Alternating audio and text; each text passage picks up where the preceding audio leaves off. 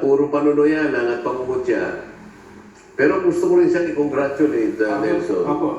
Dahil sa dami ng congratulations niya, napag-isipan kong magwaldas ng 3 minuto para lang magkilalanin ko kung sino siya. Nagtatago siya sa pangalang Nutriban. Pero ang kanyang parang ginagamit na parang mapagsino siya ay PM. O kaya siguro kung nakikinig si PM, kinumpleto na kita PM, ikaw talaga ay PMQ. Ayan. Para malaman niya na kilala ko na siya. Okay. Congratulations, PMQ.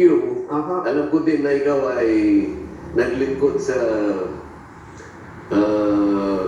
o nagtrabaho sa GCash. O yan, paliwanag na kilala kita. Kaya kahit anong panunuya ang sabihin mo, alam ko, may nag-feed sa'yo. Hindi naman ang layunin mo ay para paliwanagan ng ating mga kababayan, kundi para buuin ang lahat ng aking pilit na liwanagin. Ayan. Yun na lang. Congratulations, PMQ.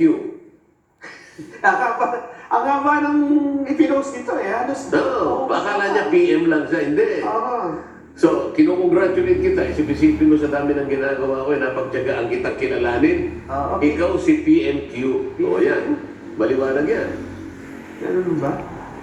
Sa bagay, dito ay pag binasa mo nga naman itong post na ito. Walang kinalaman doon sa pinag-uusapan. Pinalalabo lang talaga. At saka yung, balikan lang natin siguro yung backyard squatting. Mahirap kasi i-compare ito dun sa, kasi pagka-squatting, backyard, ay lupa yun magkaiba talaga. Lupa Hindi mo yung bago kumpare.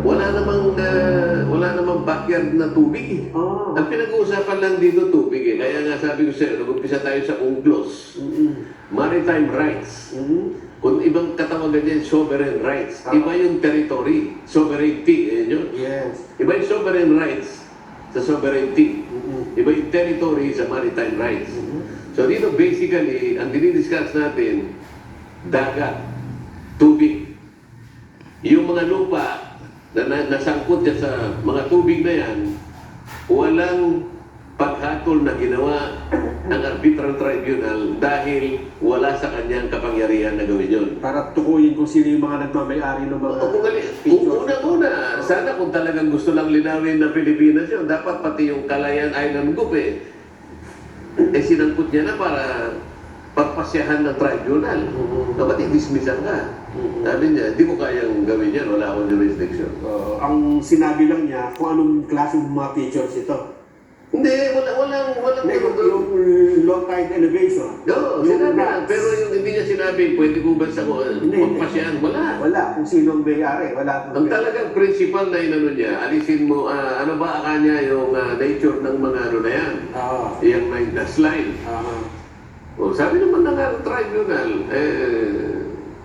invalid naman yan, sabi niya, na walang basis sa yung historic claim yan. Historic rights, wala yan. Sir, ano ang total, kung pagtitingnan nyo naman, at kung ang mga kabayan natin ay talagang maka-Pilipino, o maka-Pilipinas, hindi naman mo dahil dapat magtalo-talo rito Yun nga Ang usapan kasi doon sa resolution na yun, hindi ko nga malaman kung bakit hinangad pa ng mga kasama ko na gumawa ng resolution para sa i-condemn ang mga public statements na ginawa ng Chinese Embassy. Ay tatanong ko nga sana sa kanila, sino ba nag-umpisa niyan? Di ba kayo? Binigyan ko siya ng listahan January 1, ganito. January 7, hanggang umabot, katapusan ng January, hindi siya tumigil. Ang China naman, kung ano yung sinasabi mo, sinasagot nila. Ayun nga. At tinatanong ko sa kanila, ito ba ako ay may ikabubuti natin pare-pareho? Ito ba paraan ka mo para ang dalawang bansa ay maging maayos ang kanilang relasyon? Ito ba yung ating foreign policy? Di ba? Yan lang naman ang mga punto sana. Kaya lang, dun sa pabahagi ng kanyang resolution, isinangkot 500,000 square kilometers na ating exclusive economic zone. Sa paan? Ba't naman bigla ka ako lumakayo? Sa mukha ako ginuha ito. Doon sa libro daw nung isang justice. Kung binasa niya yun, Isinama niyo yung Benham Rice. Hindi exclusive economic zone yun. Hindi, kaya dito po, magpakaingat kayo mga kababayan. Ang dami pong nagpapanggap po na ako po kahit kailan ay hindi nagpanggap na napakarami po nalalaman ko. Hindi po. Kaya lang ang kaibahan ko sa kanila, ako po'y nag-aaral talaga. Ako'y nag-aaral. Hindi ko po sinasabing marami po ako anak. Ngunit pagdating po sa mga basic na mga kaalaman, para po matuntun natin ang katotohanan, ay kargado po ako doon. Alam ko po yun. At wag po silang magtatangka na babuhin yun. Na ipipilit nila, exclusive economic zone, kapareho ng West Philippine Sea, maglalaban po tayo kahit saan tayo makarating. Hindi po tama ang ginagawa ninyo. Pero hindi nabanggit si Senador Pangpilo Lacson sa hearing din ng Commission on Appointments. Siguro pagkatapos ninyo magsalita, na itong Kalayaan Island Group ay talagang in legal principle ng discovery at effective occupation, talaga sa ating naman. Una, wala naman tayong pagkatalo doon. Talaga namang hindi naman natin sinasabi hindi yun sa atin, Sen. Pero bakit ba niya nabanggit na itong isla, itong teritoryo nito ay ang unang naka-discover dito ay ang Filipino adventurer na si Thomas Cloma. Noong 1947, inokupahan niya at noong 1956, pinangalanan niya na Free Territory of Freedom Land. At pagkatapos noon ay ibinigay niya sa Pilipinas, sa Philippine government, sa symbolic fee na 1 peso. Ano bang ka-importante nun? Hindi ko alam kung bakit pa niya isinangkot yun. Gayong alam naman niya na occupied na natin yung 4 na teritoryo. Ngunit kung ang gusto niyang ipaalam na malawak kanyang kaalaman tungkol dito, baka niya sinabi yun. Hindi na ako nagkaroon ng pagkakataong balikan yun kasi nagmamadali ako, meron kaming caucus ng mga kasama ko. Pero kung ang sinasabi niya ay si Thomas Cloma, hindi po adventurer yun, seafarer yun eh. Siya po ay may-ari ng isang maritime institute nung matagal ng panahon sa ating bansa at nag-issue nga siya ng Freedom Land Proclamation in 1956. Ano? At nag-draw siya ng boundaries. Hindi naman yung buong Spratlys, kung hindi sa mga mangilang-ilang parte ng Spratlys Island. Ano? Nung ginawa niya yun, alam mo ba kung sino-sinong bansa ang nag-object? Sino po? Ang Amerika, Pati Amerika. ang United Kingdom, Pati UK. ang Vietnam, France, Australia, Ang dami. at China. Pero magtataka ka, hindi niya alam. Ang Pilipinas nag-object. Sa bagay, baka kiniklaim niya as private... Hindi. Alam mo kung sino nag-object sa pangalan ng Pilipinas? Sino po? Yung dating Pangulo ng Republika ng Pilipinas na noon ay Secretary ng Department of Foreign Affairs. O sino? Romulo. Hindi na pag naging Presidente ng Pilipinas si Ramon Romulo. Magsaysay.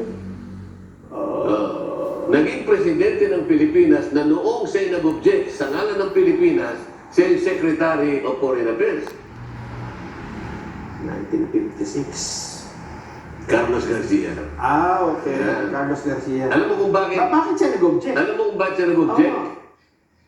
Kasi, yung Spratlys Islands, hindi siya considered na terra nullius. Terra nullius. Ano ibig sabihin ng terra nullius? Terra nullius, isang teritoryo na hindi pa nadidiscover at hindi pa na-occupy. Dalawa, hindi na-discover at hindi na-occupy. Kasi baka hindi alam ni Mang Tomas. Hindi ko alam kung kaano-ano niya yung Tomas Lechon. Hindi mo mamalayo po. Noong 1897, nag-issue na at nag-publish ng Notification of Claims ng Great Britain. 1897. Doon sa... 1956 lumabas si Mang Tomas eh. Late na. Hindi na siya terra nullius. Ibig sabihin, meron na nakadiscover. Pagkatapos ng Britanya, pati ang France, nag-publish din ng Notification of Claim. In 1933, maski ang bansang Japan, nag-issue ng Notification of Claim. Nag-aagawan. Kaya, ang Japan, ninotify pa, kinami parnis ang Amerika. In 1933, tayo, colony ng Amerika. Kaya nga, pati tayo alam natin yan. Okay. Hindi na dapat binanggit ito. Wala namang